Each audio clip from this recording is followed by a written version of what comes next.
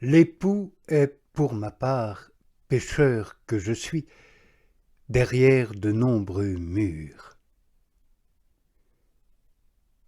Il est certes partout également et indifféremment présent par la présence de sa majesté divine et par la grandeur de sa puissance. Néanmoins, il est dit que, en accordant ou en retirant la grâce, il est éloigné de certains et proche de certains autres. Entendons des anges et des hommes, c'est-à-dire des créatures douées de raison. Car le salut est éloigné des pécheurs impénitents. Et le saint roi David n'en dit pas moins « Pourquoi, Seigneur, t'es-tu retiré bien loin ?» Oui, Dieu s'éloigne parfois des fidèles par une disposition miséricordieuse pour un temps, et non totalement, mais dans une certaine mesure. Quant aux pécheurs impénitents dont il est dit « leur orgueil s'élève toujours et ses voies sont souillées en tout temps », Dieu se tient toujours éloigné d'eux, et très éloigné, et cela avec colère et non avec miséricorde. C'est pourquoi l'âme fidèle, c'est-à-dire qui agit par la foi, adresse sa prière au Seigneur et dit « Ne te détourne pas de ton serviteur avec colère. » Car cette âme sait qu'il pourrait aussi se détourner d'elle avec miséricorde. Oui, le Seigneur est proche de ses fidèles et de ses élus, même lorsqu'ils semblent en être éloignés. Et il n'est pas également proche de tous, mais plus proche des uns, moins des autres, selon la diversité des fruits qu'ils doivent porter. Bien que le Seigneur soit proche de ceux qui l'invoquent en vérité, et qu'il soit tout près de ceux qui ont le cœur affligé, néanmoins il n'est peut-être pas aussi proche de tous qu'il puisse dire « il est derrière le mur ».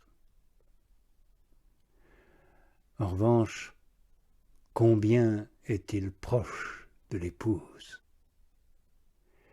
Elle n'en est séparée que par un seul mur. C'est pourquoi elle désire mourir, abattre le mur qui s'interpose et être avec celui qui, elle en a l'assurance, est derrière le mur. Moi, en revanche, parce que je suis pécheur, je ne désire pas mourir. J'en ai peur, au contraire, sachant que la pire mort est celle des pécheurs. Comment cette mort ne serait-elle pas la pire, puisqu'elle n'est point secourue par la vie? Oui, j'ai peur de sortir de mon corps, et je tremble à l'entrée même du port, car je ne suis pas sûr que l'époux se tiendra auprès de moi pour m'accueillir à ma sortie. Quoi donc? Est-ce que je puis sortir avec assurance si le Seigneur ne veille pas sur ma sortie? Hélas, je serai la risée des démons qui vont m'attraper au passage si personne ne se tient là pour me racheter et me sauver. L'âme de Paul n'avait à craindre rien de tel. Pour lui, un seul mur faisait obstacle à la vue et à l'étreinte du bien-aimé, à savoir la loi du péché qu'il trouvait dans tous ses membres. Cette loi est la convoitise de la chair, dont il ne put être complètement exempt tant qu'il fut dans la chair. Malgré l'obstacle de ce mur, il n'était pas en exil loin du Seigneur. d'où son cri de désir, qui me délivrera de ce corps de mort? Oui, il savait que par le raccourci de la mort, il parviendrait aussitôt au but. Paul s'avouait retenu par cette seule loi, la convoitise, loi qu'il supportait malgré lui, car elle était immuablement gravée dans sa chair. Pour le reste, dit-il, ma conscience ne me reproche rien. Mais qui est assez semblable à Paul pour ne pas consentir parfois à la convoitise de la chair et du monde et obéir au péché? Celui qui a consenti au péché doit savoir qu'il a mis devant soi un autre mur, ce consentement mauvais et offensant. Un tel homme ne peut plus se glorifier de ce que l'époux se tienne debout pour lui derrière le mur, puisqu'il y a désormais entre eux des murs, non pas un mur. Il pourra encore bien moins se glorifier si le consentement a passé à l'acte, parce qu'un troisième mur écarte désormais et empêche l'approche de l'époux, l'acte même du péché. Que dire si, de plus, la répétition a conduit le péché à devenir habitude, ou si l'habitude l'a conduit jusqu'à devenir mépris.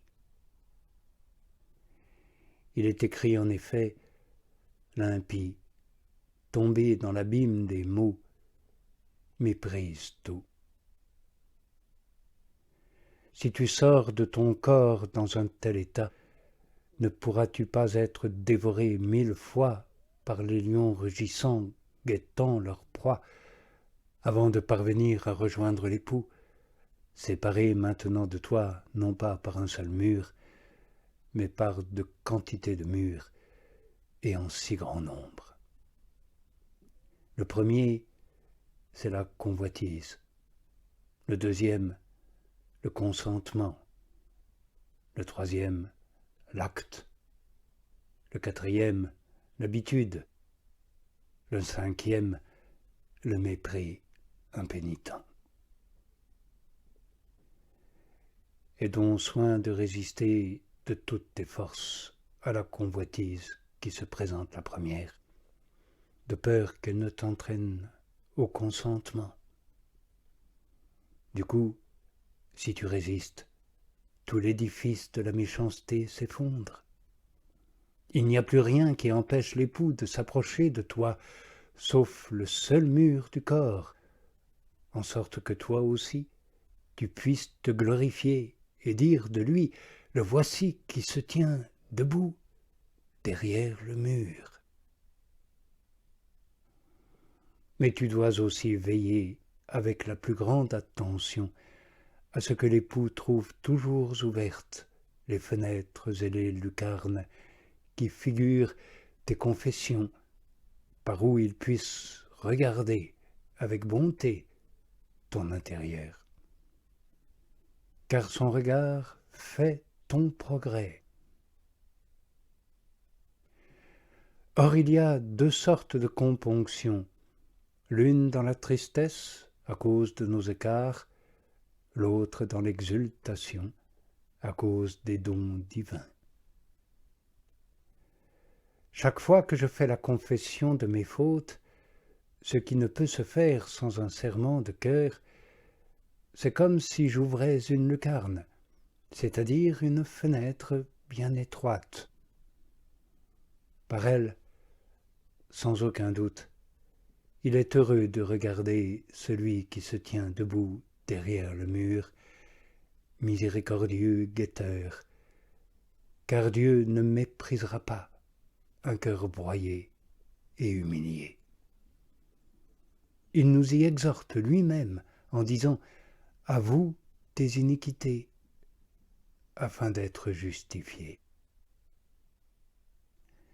Mais si parfois, le cœur dilaté par la charité, en considérant la bonté et la miséricorde divine, je prends plaisir à épancher mon esprit dans la louange et l'action de grâce, ce n'est plus une fenêtre étroite, me semble-t-il, que j'ouvre à l'époux, debout derrière le mur, mais une fenêtre très grande. Par elle, si je ne me trompe, il regarde avec d'autant plus de plaisir que le sacrifice de louange lui rend un plus grand honneur. J'ai sous la main de quoi approuver l'une et l'autre confession par des passages de l'Écriture elle-même. Mais je parle à des gens qui savent tout cela, et il ne faut pas vous accabler de paroles superflues, puisqu'à peine suffisons-nous à scruter celles qui sont nécessaires. Si profonds sont les mystères de cet épithalame et les paroles de louange que ce chant adresse au Christ Jésus notre Seigneur, qui est au-dessus de tout, vrai homme et vrai Dieu, à jamais béni.